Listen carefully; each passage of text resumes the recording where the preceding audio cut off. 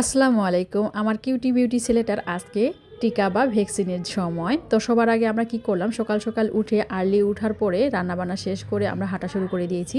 তো হাঁটা শুরু করতে করতে এইদিকে সাবিতকে আবার অফিসে ঢুকাই দিতে হবে, তার জন্য অফিসে ওকে উঠাই দিলাম। উঠাই দেওয়ার সঙ্গে সঙ্গে আমরা কিন্তু আবারও রওনা দিলাম বা হাঁটা শুরু করে দিলাম। আর আলবসতি বা এই ক্লিনিকটা অনেক কাছাকাছি যেহেতু, তার জন্য আমরা খুব দ্রুতই চলে গেলাম।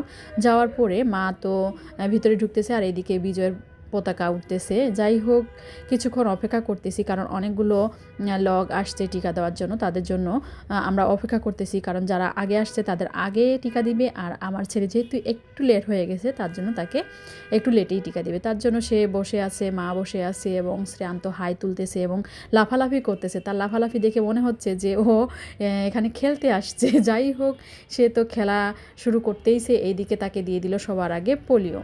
তো ওই মহিলা বলতেছিল যে আমরা যেহেতু টিকা দিই সবার আগে মিষ্টি মুখ করাই, তো মিষ্টি মুখ আমরা তো মিষ্টি দিয়ে করাই না, পোলিও দিয়ে করাই। যাই হোক, এইদিকে তিনি আবার ভ্যাকসিন রেডি করতেছে শ্রেয়ানের জন্য, শ্রেয়ানকে টিকা দিবে। তো শ্রেয়ান তো অনেক লাফালাফি, অনেক খুশি, অনেক মজা পাচ্ছে। কিন্তু যখন সে প্রথম টিকা পাইলো তো মাশাআল্লাহ অনেক কানাকাটি করতেছিল আমার বেচারা ছেলেটা। তো দ্বিতীয় টিকাটা তার বাম পায়ে দেওয়া হয়েছে। তো দ্বিতীয় টিকা দেওয়ার পরে আমরা কিছুক্ষণ অপেক্ষা করার পরে সঙ্গে সঙ্গে রওনা দিলাম এবং সঙ্গে সঙ্গে একটা সিএনজিকে ডাকলাম এবং সিএনজিতে বসে পড়লাম। বসার পরেই আমরা কিন্তু বাসার উদ্দেশ্যে রওনা দিলাম। তো আজকের মতো বিদায় নিচ্ছি এবং আমার ছেলের জন্য দোয়া করবেন, আমার ছেলেটা যেন সুস্থ সবল থাকতে পারে, যেহেতু আজকে তার ভ্যাকসিন দেওয়া হয়েছে। আসসালামু আলাইকুম।